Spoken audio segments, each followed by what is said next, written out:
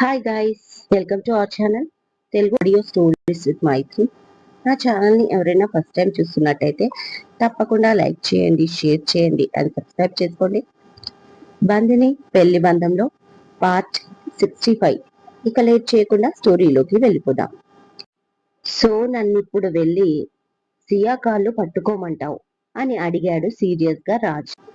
No, నేను అలా చెప్పట్లేదన్నయ్య. ఒకవేళ మీ ప్లేస్ లో నేను ఉంటే నా భార్య కాళ్ళు నేను తప్పకుండా పట్టుకునేవాణ్ణి అని చెప్తున్నాను. మనల్ని నమ్ముకొని మనమే సర్వస్వం అని మన ఇంటికొచ్చి మన ఇంట్లో వాళ్లకు అన్ని పనులు చేస్తూ మనతో మాటలు పడుతూ ఇంటిని హ్యాపీగా ఉంచుతున్న ఆడవాళ్ళకి మనం ఇచ్చే విలువ ఎంత? మరీ ముఖ్యంగా సియా వదిన లాంటి అమ్మాయి విషయంలో తప్పు చేసినప్పుడు ఒకసారి కాళ్ళు పట్టుకున్నా తప్పులేదన్నయ్య. ఆ తర్వాత మీ ఇష్టం అంటూ కాల్ కట్ చేశాడు లవన్.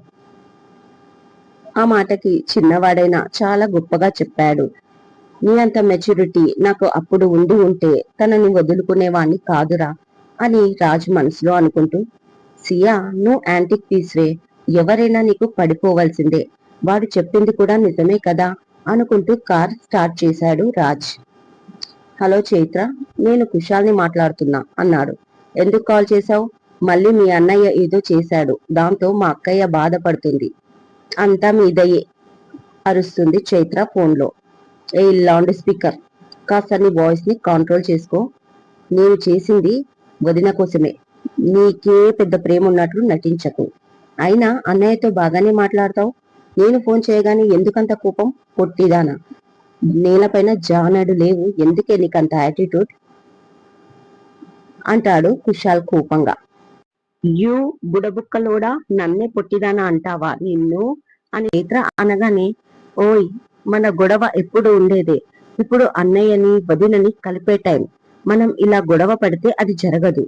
నీకు మీ అక్క హ్యాపీగా తను ప్రేమించే మనిషితో ఉండాలని లేదా అని అడిగాడు కుశాల్ సీరియస్ గా. ఎందుకు లేదు, బోలెడంత ఉంది, నీకంటే కొంచెం ఎక్కువగానే, కానీ అది అయ్యే పరిస్థితి కనిపించడం లేదు. ఏం జరిగిందో ఇద్దరి మధ్య గొడవ నాకు తెలీదు, అసలు మళ్ళీ ఎందుకు గొడవ పడ్డారు, నీకేమైనా రీజన్ తెలుసా అని అడిగింది చైత్ర కుశాల్ని. చైత్రకి అన్ని విషయాలు చెప్పాడు కుశాల్. ఓ మై గాడ్, అందుకే నా అక్క మనసు విరిగిపోయింది. అక్కకి క్రిస్టియానా కనిపించడం అంటే చిన్న విషయం కాదు. ఇది వరకు కూడా చాలా బాధపడింది అక్క క్రిస్టియానా విషయంలో అంటూ ఇది వరకు చైత్ర వాళ్ళ అమ్మా నాన్నకు చెప్పిన విషయాలన్నీ చైత్ర కుశాల్కి చెప్పింది. ఐ నో, వదిన తన ప్లేస్ లో కరెక్ట్ గానే ఉంది, కానీ అన్నయ్య అప్పట్లాలో లేడు, చాలా మారిపోయాడు. ఇన్ఫాక్ట్ ఆమె లేకుండా తన లైఫ్ ని ఊహించుకోలేకపోతున్నాడు. ఇప్పుడు వాళ్ళ మధ్య జరిగింది చిన్న మిస్అండర్స్టాండింగ్, దాన్ని క్లియర్ చేద్దాం. నువ్వు వదినని బాగా చూసుకో అండ్ కాల్ చేస్తే ప్లీజ్ రెస్పాండ్ అవ్వు అన్నాడు కుశాల్. అంత టైం లేదు కుశాల్, అక్క ఆల్రెడీ ఒకరితో పెళ్లికి ఓకే చెప్పేసింది. ఈ వీక్ లో ఎంగేజ్మెంట్ కూడా ఉండొచ్చు. నీకు అర్థమవుతుందా? సిచ్యువేషన్ చాలా డెలికేట్ గా ఉంది, మనం అప్పటంతా రిలాక్స్ గా ఉంటే కుదరదు అనగానే, వాట్ నాన్ సెన్స్, ఆమె ఆల్రెడీ పెయిన్ లో ఉంది, ఇలాంటి టైంలో ఇంకా ఎంగేజ్మెంటా, ఎవరితో, ఎందుకు, అసలు ఏం మాట్లాడుతున్నావు నువ్వు అని అడిగాడు కుశాల్. ఈ ప్రపోజల్ చాలా రోజుల నుంచి ఉంది, కానీ అక్క లైట్ తీసుకుంది. ఇప్పట్లో అలాంటి ఆలోచన లేదు అని మమ్మీ డాడీకి చెప్తూ ఉండేది, తనకి టైం కావాలి అంటూ. కానీ సడన్ గా మా డాడీకి మీ ఇష్టం, మీరెవరిని పెళ్లి చేసుకోమంటే వాళ్ళని చేసుకుంటానని చెప్పేసింది. దాంతో పాటు నిన్ననే మేము ఊటీ కూడా వచ్చేసాం, ప్రస్తుతం మేము ఊటీలోనే ఉన్నాం అంది చైత్ర. మీరు ఢిల్లీలో లేరా? మరి అన్నయ్య ఏం చేస్తున్నాడు ఇంకా ఢిల్లీలో అని కుశాల్ అనగానే, ఏమో నాకు తెలియదు, అండ్ అక్కకి పెళ్లి ఫిక్స్ అయిన పర్సన్ ఎవరో కాదు, తను వర్క్ చేసే Nanditha group of company CEO Shashank, Meena వాళ్ళ బావే. యు నో దట్, అతను అక్కని చాలా ఇష్టపడుతున్నాడు, ప్రపోజ్ కూడా చేశాడంట ఒకసారి పార్టీలో, బట్ అక్క సున్నితంగా తిరస్కరించింది. తనకు ఇదివరకే పెళ్ళయి డివోర్స్ తీసుకున్నానని, ఇకపైన అలాంటి ఆలోచన లేదని చెప్పిందంట. కానీ ఇప్పుడు బావ మీద మనసు విరగడంతో అంతా మీ ఇష్టం అని మా మమ్మీ డాడీకి చెప్పేసింది అంటుంది చైత్ర. ఓ మై గాడ్, తొందరగా వదిన డిసిజన్ తీసేసుకుంది అంటే అన్నయ్యను క్షమించే ఉద్దేశం లేదా అని తనలో తానే అనుకుంటూ, ఈ విషయం ఇప్పుడా చైత్ర చెప్పేది అంటాడు కుశాల్ బాధగా. నేను ఆల్రెడీ రాజ్బాబాకి కాల్ చేస్తున్నాను కుశాల్, కానీ తను లిఫ్ట్ చేయడం లేదు. నాకు కూడా టైం దొరకాలి కదా. ఇప్పుడు గుడికి వచ్చాను కాబట్టి నీతో ఫ్రీగా మాట్లాడుతున్నాను. ఇంట్లో అయితే అస్సలు కుదరదు కుశాల్ అంటుంది. అదిగో మమ్మీ వాళ్ళు వస్తున్నారు, నేను కాల్ చేస్తాను తర్వాత. నువ్వు బావకి అన్ని విషయాలు చెప్పు. వీలైతే త్వరగా ఈ ఎంగేజ్మెంట్ ని ఆపడానికి ట్రై చేయండి. అక్క ఇప్పుడు పంతంపై పెళ్లి చేసుకున్నా ఆ తర్వాత తన లైఫ్ లో ఆమె ఎప్పటికీ హ్యాపీగా మాత్రం ఉండదు. ఇది మాత్రం గ్యారంటీ. బాయ్ అంటూ కాల్ కట్ చేసింది చైత్ర.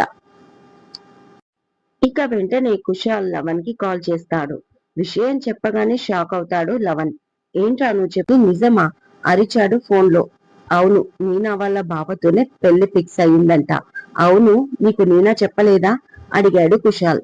నిన్న నాకు కాల్ చేసింద్రా వాళ్ళ బావ పెళ్లి విషయం చెప్పడానికి. నేనే అన్నయ్య టెన్షన్ లో ఉండి తన గురించి పట్టించుకోలేదు. వాళ్ళ బావ పెళ్లికి ఒప్పుకున్నాడు అని చెప్పింది, కానీ అది వదినతో అని చెప్పేంత టైం నేను ఇవ్వలేదు. బహుశా చెప్పేదేమో. నేను ఇప్పుడే నీనాకి కాల్ చేస్తాను అంటాడు కంగారుగా లవన్. అన్నయ్య కాల్ చెయ్యి, మనకు పెద్దగా టైం లేదు, నెక్స్ట్ వీక్ ఎంగేజ్మెంట్ అంట అన్నాడు కుశాల్. ఓకే ఓకే నేను చూసుకుంటాను అంటూ కాల్ కట్ చేసి ముందుగా కన్ఫర్మేషన్ కోసం మీనాకి కాల్ చేస్తాడు లవన్.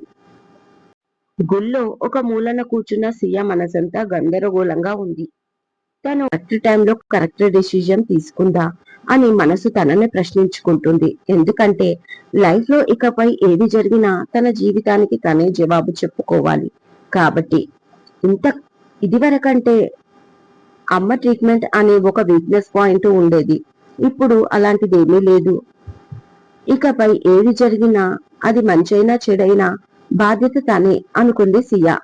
వెంటనే తనకు రాజ్ క్రిస్టియానా కలిసి హక్ చేసుకున్న దృశ్యం కళ్ళల్లో కనిపించి, ఛీ, ఇంకా నేను తన గురించి ఎందుకు ఆలోచిస్తున్నాను? వద్దు, నా లైఫ్ నేను చూసుకోవాలి.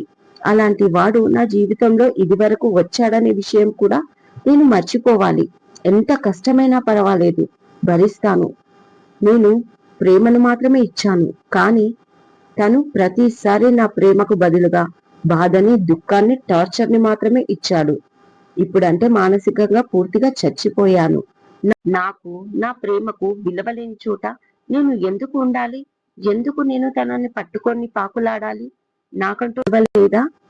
ఇలా నేను బాధపడుతూ నా వాళ్ళను బాధ పెడుతూ ఉండే కంటే ఈ పెళ్లి చేసుకొని కొత్త లైఫ్ స్టార్ట్ చేయడం మేలు. మంచో చెడో శశాంక్ సార్తో కలిసి ఉంటాను. రాజ్ అంత బాధ మాత్రం శశాంక్ ఇవ్వడేమో అనుకుంటున్నాను. అదే నమ్మకంతో ముందడుగు వేస్తున్నాను. నన్ను ఆశీర్వదించమ్మా అంటూ గుళ్ళో ఉన్న అమ్మవారికి మొక్కుకుంది సియా. సియా, ఇక వెళ్దామా అంటూ వచ్చింది సుజాత. వెళ్దాం పిన్ని అంటూ పైకి లేచింది సియా. ఎందుకు అలా డల్ గా ఉన్నావు? వచ్చినప్పటి నుంచి చూస్తున్నాను, ఒంట్లో బాలేదా అడిగింది దారిలో సుజాత. అదేం లేదు పిన్ని, నేను బాగానే ఉన్నాను అంటుంది. ఇంటికి వెళ్ళగానే శ్యామ్ ప్రసాద్ ఎదురు వచ్చి, రమ వాళ్ళు నిశ్చితార్థం ఎంగేజ్మెంట్ ఏమీ వద్దంటున్నారు, డైరెక్ట్ గా పెళ్లి ముహూర్తం పెట్టుకోమంటున్నారు, ఏం చేద్దాం మరి అని అడిగాడు. దాంతో సియా మనసు ఒక క్షణం బాధగా మునిగింది. ఎంత ధైర్యం చేసుకున్నా పెళ్లి అనే మాట వింటేనే హడలిపోతుంది సియా. కాని తప్పదు, ఇక ఫేస్ చేయాల్సిందే అనుకుంది ఒక క్షణం. వేరే ఆప్షన్ లేదు కదా. రాజ్ కి దూరంగా వెళ్ళాలి అంటే ఇదే కరెక్ట్ డిసిజన్ అనుకుంది. సేమ్ టైం, మై గాడ్, మరి ఇంత త్వరగా పెళ్ళా? ఎలా అని చైత్ర కూడా ఒకవైపు టెన్షన్ గా చూస్తుంది వాళ్ళని. సుజాత ఆలోచిస్తూ ఉండిపోతే, ఏమైంది ఇద్దరు మాట్లాడారు అంటాడు శ్యామ్ ప్రసాద్. నేను చెప్పడానికి ఏమీ లేదు, మీకు ఎలా అనుకూలంగా ఉంటే అలా చేయండి, కానీ పెళ్లి మాత్రం చాలా సింపుల్ గా జరగాలి. రిజిస్ట్రేషన్ మ్యారేజ్ అయినా నాకు పెద్దగా అబ్జెక్షన్ లేదు అంటూ తన రూమ్ లోకి వెళ్లిపోయింది సియా. అదేంటి రిజిస్ట్రేషన్ మ్యారేజ్ అంటుంది అన్నాడు శ్యామ్ ప్రసాద్ ఆశ్చర్యంగా. ఒక్కసారి లైఫ్ లో అలా జరిగాక మళ్ళీ పెద్దగా హంగామా చేస్తూ పెళ్లి చేసుకోవాలని ఎవరికి ఉంటుంది? సియా చెప్పిన విషయం వాళ్ళకు చెప్పండి. వాళ్ళకు ఓకే అయితే మనకు తెలిసిన కొద్ది మంది బంధువులతో ఇంట్లోనే పెళ్లి చేసేద్దాం అంటుంది సుజాత. కానీ మమ్మీ, అక్క సంతోషంగా ఉన్నట్లు అనిపించడం లేదు. తనేదో బాధలో ఉంది. అది ఏంటో మీరు కనుక్కొని పెళ్లి ఏర్పాట్లు చేస్తే మంచిది కదా అంటుంది చైత్ర. అవును, నాకు కూడా అలాగే అనిపిస్తుంది. పెళ్లి అనగానే సడన్ గా జాబ్ కి రాజీనామా చేసేసి ఇంటికి వచ్చిందేంటి? పైగా కాస్తో కూస్తో హుషారుగా కనిపించే పిల్ల డల్ గా మారిపోయింది అంటాడు శ్యాంప్రసాద్. మీరు కూడా ఏంటండి దాని మాటలు పట్టుకొని? చూడు చెన్ని, ఆల్రెడీ లైఫ్ లో ఒకసారి దెబ్బతిని ఉంది. రెండోసారి ఎలా జరుగుతుందో అన్న టెన్షన్ అక్కకు ఉంది. అంతే తప్ప ఏమీ లేదు. మరోసారి పెళ్ళైతే మన ముందే సంతోషంగా తిరుగుతుంది. కావాలంటే మీరే చూడండి అంటుంది సుజాత. దాంతో సైలెంట్ అయిపోతారు ఇద్దరు. వెంటనే ఇదే విషయాన్ని శ్యాంప్రసాద్ ఫోన్ చేసి నందితకు చెప్తాడు. దాంతో వాళ్ళు సరే అంటారు. మరోపక్క చైత్ర కూడా కుశాల్ కి కాల్ చేసి సియాకి ఎంగేజ్మెంట్ క్యాన్సిల్ అయ్యింది, ఇప్పుడు డైరెక్ట్ గా పెళ్లి అని చెప్తుంది. మై గాడ్, తల పట్టుకున్నాడు లవన్. ఏం జరిగింది అడుగుతుంది నీనా. అంటే ఇది పర్సనల్ మ్యాటర్. ఇప్పటి వరకు ఎవరికి తెలియదు. బట్ నీకు చెప్తాను. ఇప్పుడే ఈ విషయం ఎవరికి చెప్పొద్దు అన్నాడు లవన్. మనం ఫ్రెండ్స్ కదా లవన్, నీ సీక్రెట్స్ నేను ఎవ్వరికి చెప్పను అంటుంది నీనా. నువ్వు నన్ను ఫ్రెండ్ గానే చూస్తున్నావేమో, కానీ నేను మాత్రం అంతకంటే ఎక్కువగా చూస్తున్నాను నిన్ను. నువ్వంటే నాకు చాలా నమ్మకం. ఎంత అంటే నన్ను నేను నమ్మేంత అనగానే సంబరపడిపోయింది నీనా. సిగ్గుపడుతూ థ్యాంక్ యూ లవన్ అంది. ఇక లవన్ నీనాకి అన్ని విషయాలు చెప్పాడు. రాజ్ సియా ఒకప్పుడు భార్యాభర్తలన్న విషయాన్ని కూడా. ఇలా పెళ్లి జరిగింది, ఎలా విడిపోయారు, తర్వాత ఎలా మారిపోయారు అనేది. మై గాడ్, ఇదంతా జరిగిందా? అక్కకి పెళ్ళయిందని తెలుసు, బట్ రాజన్నయ్యతో అని నాకు తెలీదు. చాలా మంచి పేర్స్ వాళ్ళు. సేమ్ టైం మా బావ విషయంలో కూడా నాకు చాలా బాధగా ఉంది. మా బావ సియా అక్కని బాగా ఇష్టపడుతున్నాడంట, మమ్మీ చెప్పింది. కానీ సియా అక్క ఎవరిని ఇష్టపడుతుందో వాళ్ళతోనే ఉంటే బాగుంటుంది అంటుంది నీనా. ఇంకెవరిని? మా అన్నయ్యని. మా అన్నయ్య ఒకప్పుడు ఆమెతో కలిసి ఉండడానికి ఇష్టపడలేదు, అందుకే డివోర్స్ తీసుకున్నాడు. అప్పుడు జరిగిన దాంట్లో అంతా తప్పు మా అన్నయ్యదే. కానీ ఇప్పుడు అన్నయ్య చాలా మారిపోయాడు. తన తప్పు తెలుసుకున్నాడు. అందుకే వదిన్ని వెనక్కి తెచ్చుకోవడానికి చాలా ట్రై చేస్తున్నాడు. ప్రస్తుతం ఆయన సిచ్యువేషన్, మా వదిన లేకుండా బతకలేడు. మా అన్నయ్యకి వదిన అంటే ప్రాణం నీనా. యునో, మీ బావని మా వదిన ఓన్లీ పెళ్లి మాత్రమే చేసుకుంటుంది. హ్యాపీగా మాత్రం వాళ్ళు ఉండరు. అదే వదిన మా అన్నయ్యతో హ్యాపీగా ఉంటుంది. ఎందుకంటే మా వదిన అన్నయ్యని పెళ్లి చేసుకున్న క్షణం నుంచి ప్రేమించింది.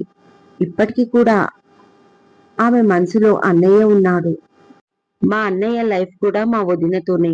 ఇంకా నీకు తెలియని విషయం ఒకటి చెప్పనా? నాకు ఊహ తెలియనప్పుడే మదర్ చనిపోయింది. నేను మా సియా వదినని వదినలా చూడను, మా అమ్మలా చూసుకుంటాను. ఈ పెళ్లి జరగడానికి వీల్లేదు. నేను ఏం చేయాలో అర్థం కావడం లేదు అంటూ బాధపడతాడు లవన్. ఎవరికి ఎలా జరిగేతుంటే అలా జరుగుతుంది లవన్ గారు. మీరు మాత్రం లాస్ట్ వరకు ట్రై చేయండి. మీతో పాటు నేను కూడా ఈ పెళ్లి ఆపడానికి ట్రై చేస్తాను అంటుంది మీనా. అంటే నువ్వు కూడా నాకు సపోర్ట్ చేస్తున్నావా నీనా అని అడిగాడు ఆశ్చర్యంగా లవన్. నాకు కావలసిన వ్యక్తికి సపోర్ట్ చేయకుండా ఇంకెవరికి చేస్తాను? మీరు చాలా ఈజీగా చెప్పగలరు ఒక అమ్మాయిని ఇష్టపడితే, బట్ మేము అమ్మాయిలము అంత ఈజీగా చెప్పలేం లవన్ గారు, మీరే అర్థం చేసుకోవాలి అంటూ సిగ్గుపడుతుంది Neena. Thank you Neena, first time నిన్ను చూసినప్పుడే ఇష్టపడ్డాను. ఏదేమైనా కానీ నేను మాత్రం నీ చెయ్యి వదలను అని అప్పుడే డిసైడ్ అయ్యాను. నువ్వు నన్ను, నా ఇష్టాన్ని, నా ప్రేమని నమ్ముతున్నావు కదా. ప్రపంచాన్ని గెలిచినంత ఆనందంగా ఉంది నాకు అంటాడు లవన్. అఫ్ కోర్స్ నా పైన మీకున్న ప్రేమ మీ కళ్ళల్లో నాకు ఎప్పుడో కనపడింది అంటుంది మీనా. థ్యాంక్ యూ రా, లవ్ యూ సో మచ్. నేను చాలా హ్యాపీగా ఉన్నాను, కానీ మా అన్నయ్య వదిన కలిస్తే ఈ హ్యాపీనెస్ నాకు డబుల్ అవుతుంది. ఎనీవేస్, నేను మళ్ళీ కాల్ చేస్తాను. టేక్ కేర్ అన్నాడు. ఓకే, ఏం జరిగిందో అప్డేట్ ఇస్తూ ఉండండి. Bye, love you and I miss you so much. త్వరలో కలుద్దాం అంటూ కాల్ కట్ చేసింది నీనా. అన్నయ్య, ఇందాక నుంచి కాల్ ట్రై చేస్తున్నా లిఫ్ట్ చేయవేంటి? అర్జెంటుగా నీతో ఒక విషయం చెప్పాలి అని అరుస్తాడు గట్టిగా ఫోన్లో లవన్. హలో లవన్ సార్, నేను రాజ్ సార్ వాళ్ళ మేనేజర్ ని మాట్లాడుతున్నాను. సార్ గారికి చిన్న యాక్సిడెంట్ అయ్యింది అని ఆ మేనేజర్ మాట పూర్తి కముందే, వాట్? అన్నయ్యకి ఎలా ఉన్నాడు ఇప్పుడు? ఎలా జరిగింది యాక్సిడెంట్ అని కంగారు పడుతూ అడిగాడు లవన్. సార్, రాజ్ సార్ కి ఏమీ కాలేదు, మీరు కంగారు పడకండి. కార్ కి చిన్న డ్యామేజ్ అయ్యింది, సో వేరే కార్ లో తీసుకొస్తున్నాం. ఆ డ్యామేజ్ అయిన కార్ లోనే రాజ్ సార్ ఫోన్ వదిలేశాడు. ఇదిగో ఇప్పుడే హాస్పిటల్ కి వచ్చేసాం. సార్ తో కాల్ చేపిస్తాను మీకు అన్నాడు మేనేజర్. ఎలా అయింది యాక్సిడెంట్ అని అడిగాడు Lavan. Really I don't know sir, just information రాగానే పరిగెత్తుకుంటూ వచ్చాం. బట్ డాక్టర్ అండ్ సార్ తో కూడా మాట్లాడాం. సార్ కి ఎలాంటి ప్రాబ్లం లేదు. యూ డోంట్ వారీ. ఇదిగో సార్ వస్తున్నారు, మీరే మాట్లాడండి అంటూ మేనేజర్ ఫోన్ ని రాజ్ కి ఇచ్చాడు. వాట్ హ్యాపెండ్ అన్నయ్య? ఇలా జరుగుతుందేంటి మనకు? లేక ఎవరైనా కావాలని చేస్తున్నారా? ఎలా అయ్యింది యాక్సిడెంట్? భయపడుతూ అడిగాడు లవన్. ఎందుకురా టెన్షన్ అవుతున్నావు? చాలా చిన్న యాక్సిడెంట్, ఏదో కుక్క అడ్డు వచ్చింది, వేరే మనిషికి తాకింది. బట్ యూ డోంట్ వారీ. నాకు గాని ఎదుటి వాళ్ళకి కానీ ఏమీ జరగలేదు, ఓకేనా? ఫార్మాలిటీ కోసం హాస్పిటల్ కి వచ్చాను. ఆ విషయం వదిలి సియా విషయం ఏమైనా తెలిసిందా అడిగాడు రాజ్. లవన్ అన్ని విషయాలు చెప్పాడు సియా పెళ్లి గురించి. అసలు అదెలా కుదురుతుంది? తను నా భార్య, నా సియా. సియా నాకు దూరంగా ఎలా వెళ్ళిపోతుంది అన్నాడు రాజ్. ఇదండి ఇవాళటి ఎపిసోడ్. ఈ ఎపిసోడ్ మీకు నచ్చినట్టు అయితే నాకు కామెంట్ లో చెప్పండి. అలాగే లైక్ చేయండి, షేర్ చేయండి, సబ్స్క్రైబ్ చేసుకోండి నా ఛానల్ ని. మరొక మంచి ఎపిసోడ్ తో మీ ముందు ఉంటాను. మైత్రి.